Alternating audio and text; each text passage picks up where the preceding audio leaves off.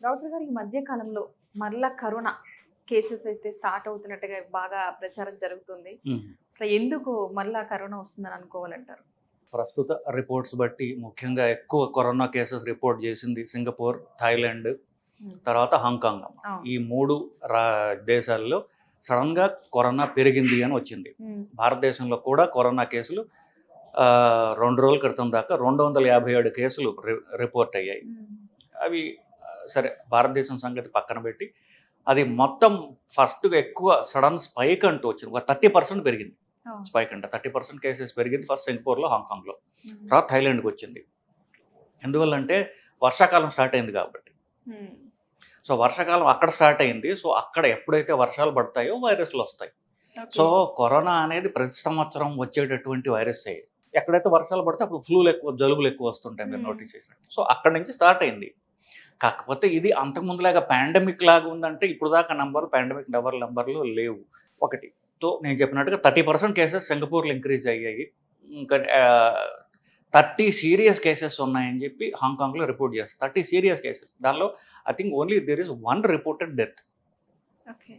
So, అది భారతదేశానికొస్తే of course ఇంక లార్జ్ స్కేల్‌లో ఉండొచ్చు. సో, హ్మ్. ప్రస్తుతం అక్కడ పెరిగాయి కేసులు. ఒక అక్కడి నుంచి థాయిలాండ్‌కొచ్చింది. I think matter of time before ఇండియాలో కూడా రావడానికి. ఇండియాలో కూడా కేరళలో ఎక్కువ కేసులు రిపోర్ట్ అయ్యాయి. తమిళనాడులో రిపోర్ట్ అయ్యాయి. అవును. బాంబేలో రిపోర్ట్ అయ్యాయి. గుజరాత్‌లో ఒక కేస్ ఉంది. సిక్కింలో ఒక కేస్ ఉంది. దీంట్లో బాంబేలో 2 డెత్స్ రిపోర్ట్ చేశారు. ఓకే. సో, ఇది మొత్తం ఓవరాల్ పరిస్థితి. హ్మ్. మరి ఇండియాకి కూడా ఎప్పుడు అసలు వచ్చే అవకాశం ఉందనుకోవచ్చు మొత్తంగా? ఆ! సో, ఇండియాకి రావడం అంటూ జరిగింది గానీ, కేసెస్ మనకెప్పుడైతే వర్షాలు మొదలవుతాయో, ఓకే. మెల్లగా డెఫినిట్‌గా కేసులు పెరుగుతాయి. దీంట్లో అనుమానం లేదు. హ్మ్. సో, ఇప్పుడు మనకు జస్ట్ వర్షాలు స్టార్ట్ అయ్యాయి. ఐ థింక్ మిడ్ జూన్ కల్లా దేర్ విల్ బి ఎక్కువ నంబర్ ఆఫ్ కేసెస్ వచ్చే అవకాశం ఉంది. కానీ, ఆ కేసులు ప్రాణాంతకమైనవా? సీరియస్‌వా? కాదా? అనేది ముఖ్యం బేసికల్లీ. ఏదో జరాలు రావడం, జలుబులు రావడం లాగా ఇప్పుడు ఇదే కరోనా ఒక ఆర్డినరీ సర్ది లేకపోతే జలుబులాగా మైల్డ్ ఫీవర్‌లాగా వచ్చిపోయిందనుకోండి, మనం వచ్చినా పెద్ద పట్టించుకోవాల్సిన అవసరం లేదు. అవును. అలాగే అన్నట్టుగా కనిపిస్తోంది ఇప్పుడు దాకా మనకి. ఈ రోగ లక్షణాలు అంటే అంతకుముందు వాళ్ళకి ఎఫెక్ట్ అయిన వాళ్ళకి ఎలా ఉంది తెలిస్తే మోస్ట్‌లీ అలాగే మనకి ఉండే అవకాశం ఉంది. సో, ఇప్పుడు దాకా మనకి సింగపూర్‌లో, హాంకాంగ్‌లో, థాయిలాండ్‌లో రిపోర్ట్ చేసిన కేసుల వరకు మైల్డ్‌గా ఒక జలుబు, ఒక సర్ది వచ్చిపోయినట్టుగానే ఉన్నాయి. సో, ఒకవేళ మనకొచ్చిన నంబర్‌లు ఎక్కువున్నా కూడా, మనం అంత ఆందోళన చెందిపోయి ఏదో కొత్త రకమైన మళ్ళీ పాండమిక్ వస్తోందని ఆందోళన చెందాల్సిన అవసరం అయితే ఇప్పుడు దాకా మనకు కనపడటం లేదు. యాక్చువల్‌గా ఇది సమ్మర్ ప్రెజెంట్ మనకైతే. హ్మ్. సమ్మర్ అయినా సరే కాస్త అక్కడక్కడ వర్షాలు పడుతున్నాయి. అయి హ్మ్. పక్కన పెట్టినా హ్మ్. సరే హ్మ్. సమ్మరు. హ్మ్. ప్రయాణాలు చేసే వాళ్ళ సంఖ్య చాలా ఎక్కువగా ఉంటుంది. హ్మ్. ఇప్పుడున్న సిట్యుయేషన్‌లోనేమో అటు కరోనా అని చెప్పి కాస్త భయపడుతున్నారు. హ్మ్. మరి ప్రయాణాలు చేయొచ్చంటారా? అసలు ఎలాంటి జాగ్రత్తలు తీసుకుంటే బెటర్? సో, భారతదేశం వరకు కేసులు చాలా తక్కువున్నాయి. ఇప్పుడు దాకా పెరగలేదు. కానీ ఇప్పుడు సమ్మర్ హాలిడేస్. అవును. సో, పిల్లలందరికీ ఇప్పుడు జూన్‌లో కాబట్టి ఇప్పుడు ఈ మే అనేది బాగా ట్రావెల్ సీజన్. హ్మ్. ప్రపంచం అంతా అంతే బేసిక్‌లీ. బట్ మనకి సమ్మర్ హాలిడేస్ ఉంటాయి కాబట్టి ఎక్కువ. అవును. సో, ఎవరన్నా వెళ్ళదలుచుకుంటే థాయిలాండ్, హాంకాంగ్, సింగపూర్ చాలా పెద్ద ట్రావెల్ డెస్టినేషన్. అవును. అట్లాగే చుట్టుపక్కల కంట్రీస్ గూడా ఫర్ ఎగ్జాంపుల్ వియట్నాం గానియండి, అటు సౌత్ ఈస్ట్ ఏషియా వీటికి వెళ్ళడం అవాయిడ్ జేయడం అనేది ఫస్ట్ అడ్విజబుల్. హ్మ్.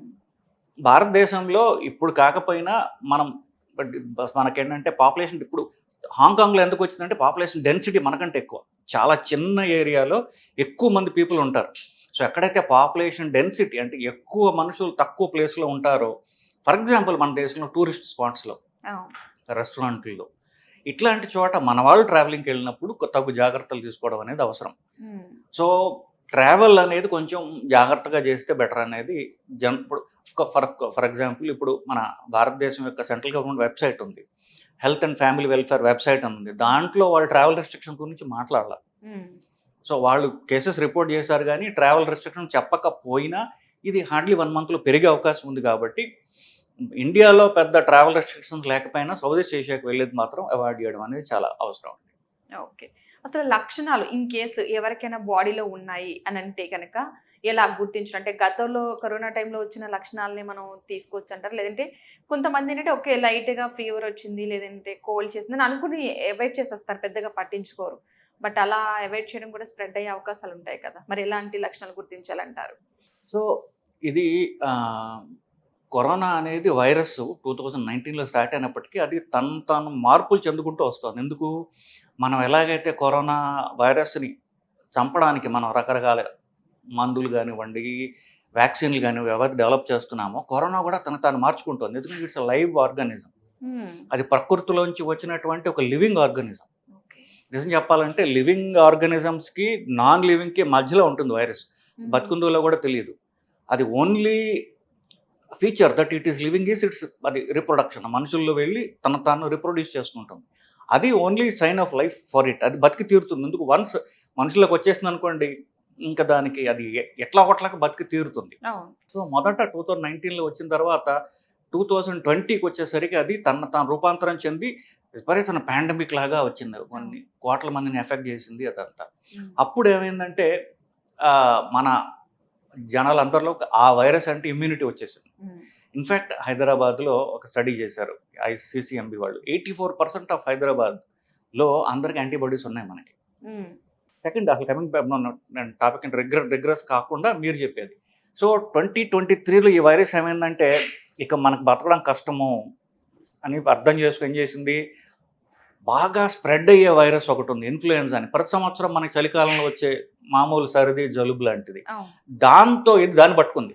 సో, దాన్ని అటాక్ చేసేది ఈ అవును. 2 కలిసి కొత్త వైరస్ కింద తయారయ్యాయి. ఓహ్!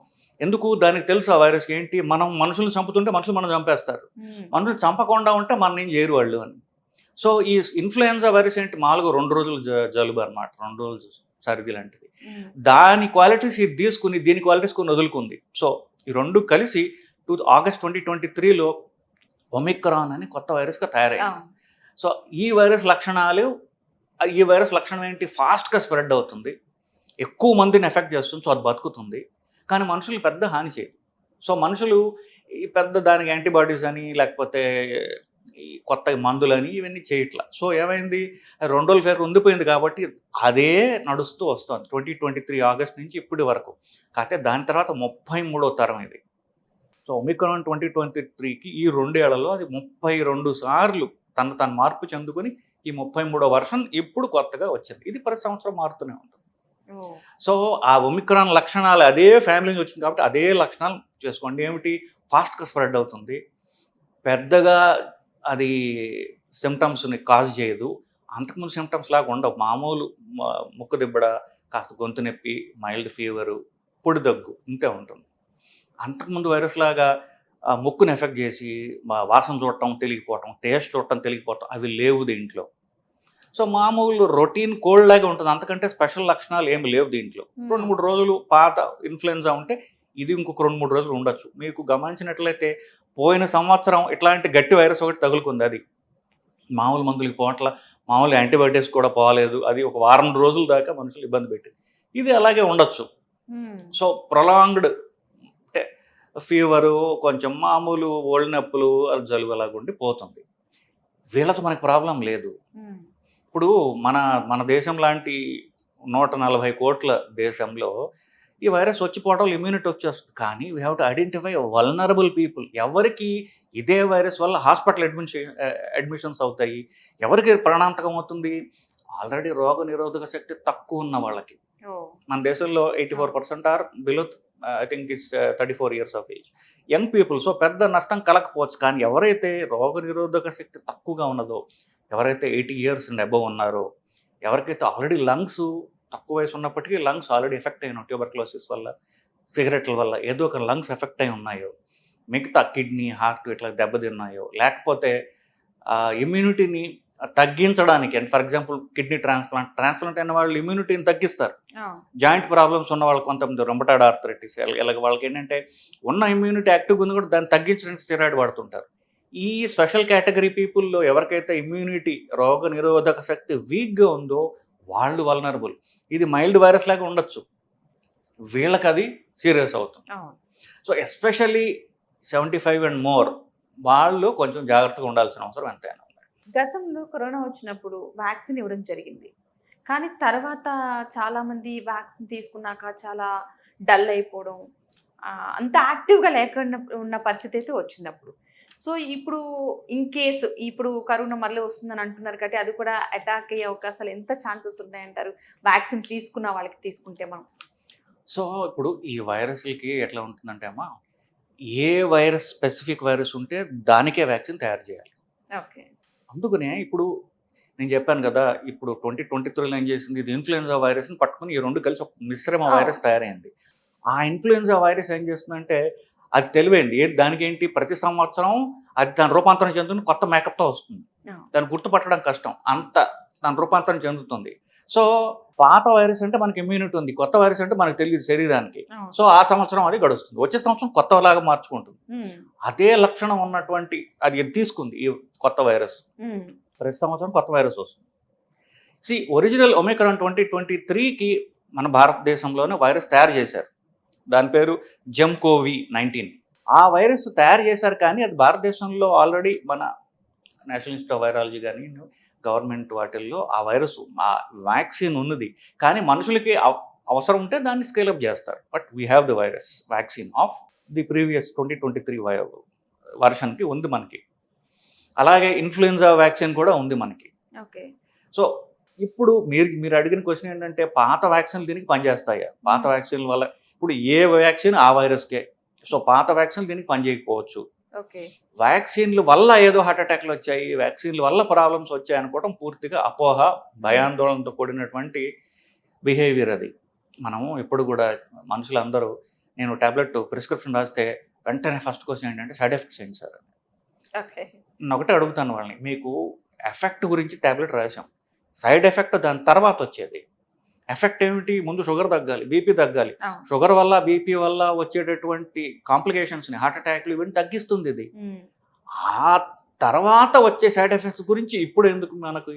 కానీ మనుషులు అట్లా ఉండరు. హుహు. కరోనాకి భయపడరు. కరోనా వ్యాక్సిన్‌కి భయపడతారు. అవును.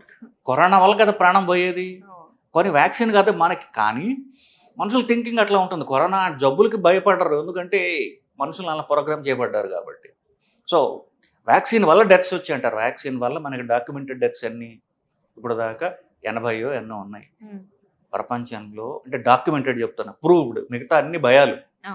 సో, ప్రూవ్డ్ డెత్స్ చాలా తక్కువున్నాయి. ఇన్‌ఫాక్ట్ టర్కీలో ఒక స్టడీ చేశారు. ఎవరైతే వ్యాక్సిన్ రిలేటెడ్ డెత్స్ అని డెఫినిట్‌గా ప్రూఫ్ ఉన్న వాళ్ళు ఎవరికి ఉంటాయో, వాళ్ళని తీసుకొని వాళ్ళ గుండెని హార్ట్ అటాక్స్ వస్తాయన్నారు. వాళ్ళ గుండె ఓపెన్ చేసి మరీ స్టడీ చేశారు. ఓకే. వాళ్ళలో ఆ గుండెల్లో వైరస్ లేదు. సో, ఇది అంతా ఒక మిత్. మనం ఒక క్రియేట్ చేయబడినటువంటి భయం అన్నమాట. హ్మ్. వ్యాక్సిన్ వల్ల ప్రాణాలు పోతున్నాయి. వ్యాక్సిన్ వల్ల సడెన్ డెత్‌లొస్తున్నాయి. హార్ట్ అటాక్‌లొస్తున్నాయి. యంగ్ పీపుల్ చనిపోవడానికి ఇది కారణము. ఇట్లాంటివన్నీ కూడా వచ్చే మిత్స్ బేసికల్లీ. So, okay. పాత వ్యాక్సిన్ ఇప్పుడు ఎలాగో పనిచేయదు ఫస్ట్ పాయింట్. ఓకే. కొత్త వ్యాక్సిన్ రెడీగా ఉంది సెకండ్ పాయింట్. హ్మ్. ఆ కొత్త వ్యాక్సిన్ మనకు తక్కువ నంబర్స్ ఉండొచ్చు గాక. హ్మ్. కానీ నా పర్సనల్ అడ్వైజ్ ఏంటంటే ఇన్‌ఫ్లుయెన్జా వ్యాక్సిన్ రెడీగా ఉంది మనకి. అది ఫెయిర్‌లీ ఎక్కడ పడితే అక్కడ అవైలబుల్. ప్రతి సంవత్సరం ఈ వర్షాకాలం స్టార్ట్ అయ్యే ముందే వల్నరబుల్ పీపుల్‌కి అంటే పెద్దవాళ్ళకి నేను చెప్పిన కేటగరీస్ అందరికి కూడా ఇన్‌ఫ్లుయెన్జా వ్యాక్సిన్ ఇస్తాం. సో, అందరూ ఇన్‌ఫ్లుయెన్జా వ్యాక్సిన్ తీసేసుకోవడం సేఫర్. ఓకే. ఎస్పెషల్లీ ఎవరైతే 75 వయసు కంటే ఎక్కువ ఉన్నారో, నేను మిగతా కేటగరీస్ ఎవరైతే చెప్పానో వాళ్ళందరూ కూడా ప్లెయిన్ ఇన్‌ఫ్లుయెన్జా వ్యాక్సిన్ అది ఎక్కడ ఫ్రీ‌గా అవైలబుల్ అందరూ తీసేసుకున్నట్లయితే there will be partial protection అనేది నా అంచనా. ఓకే. ఇప్పుడు ఇంకా మిగిలిన పర్సన్స్ ఉన్నారు. అంటే 70 అబోవ్ వాళ్ళందరూ కూడా ఈ వ్యాక్సిన్ తీసుకుంటే ఓకే. మిగిలిన 70 ఇయర్స్ బిలో వాళ్ళు, యంగ్ యూత్ వాళ్ళు, వాళ్ళకి ఓన్‌గా ఎలాంటి కేర్ తీసుకుంటే బెటర్? ఫస్ట్ వీళ్ళందరూ గూడా మనం హైదరాబాద్ వరకు చూస్తే we have documented proof that 84% of Hyderabadis have antibodies. దాన్ని హెర్డ్ ఇమ్యూనిటీ అంటారు. అంటే యాహ్! మనంతా కలిసికట్టుగా దాన్ని అంటే చేసినట్టుగా. హ్మ్. సో, ఈ ఇమ్యూనిటీ అంటే మనకు ఆల్రెడీ న్యాచురల్‌గా ఉన్నది. ఈ ఇమ్యూనిటీ దాటుకొని వస్తుంది. అది అనుమానం లేదు దానికి. ఎందుకంటే కొత్తగా అది 33rd version of the original కాబట్టి. అవును. సో, మీకు ఒకవేళ మీకు జలుబు ఒక 2 రోజుల కంటే తగ్గట్లేదంటే ఫస్ట్ 3 రోజులు ఐసోలేట్ చేసుకోండి. ఎస్పెషల్లీ మీ ఇంట్లో గనక పెద్దవాళ్ళు ఎవరన్నా పేరెంట్సో, తాతలో ఎవరన్నా ఉంటే వాళ్ళకి మీరు ఎక్స్‌పోజ్ కాకుండా 2, 3 రోజులు మీరు ఐసోలేట్ చేసుకుంటే బెటర్. లేదా వాళ్ళని ఐసోలేట్ చేయండి. మనకి జ్వరం వస్తే మనం ఇంకొకరికి అంటించకుండా ఉండేది మన బాధ్యత. అవును. So, mask ఏసుకోండి. క్రౌడెడ్ ప్లేసెస్‌లో వెళ్ళేటప్పుడు ఎస్పెషల్లీ మాస్క్ ఏసుకోవడం తప్పనిసరి. హ్మ్.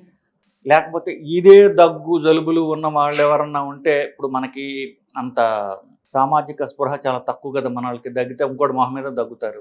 చిన్న కార్‌లో నలుగురు కూర్చుంటే ఒకడు దగ్గుతూనే ఉంటాడు. ఈ ఈ దగ్గేది అందరూ పిలుస్తుంటారు కదా, ఆ మాత్రం ఖచ్చితంగా. సోషల్ కాన్షియస్నెస్ కూడా ఉండదు. లిఫ్టుల్లో, క్రౌడెడ్ ప్లేసెస్‌లో, బస్ స్టాండ్‌ల్లో, బస్సుల్లో, ట్రైన్‌ల్లో దగ్గేవాడు ఉంటే మిమ్మల్ని మీరు ప్రొటెక్ట్ చేసుకోండి. హ్మ్. దగ్గు ఉన్న వాళ్ళకి ఒక చిన్న సలహా ఏంటంటే, మీరు మోచేతిని మడిచి ఇట్లా మోచేతిలో మీరు దగ్గు, తుమ్ము చేసినట్లయితే చుట్టుపక్కల స్ప్రెడ్ కాకుండా మనం at least you are protecting others. అవును. మీరు మాస్క్ వేసుకోవడం తప్పనిసరి. ఇన్ స్పైట్ ఆఫ్ దట్ ఇట్లా చిన్న చిన్నవి చేసినట్లయితే ఫస్ట్ మీ నుంచి ఇంకోళ్ళకి కాకుండా, ఇంకోళ్ళ నుంచి మీకు రాకుండా మీరు కాపాడుకోవచ్చు.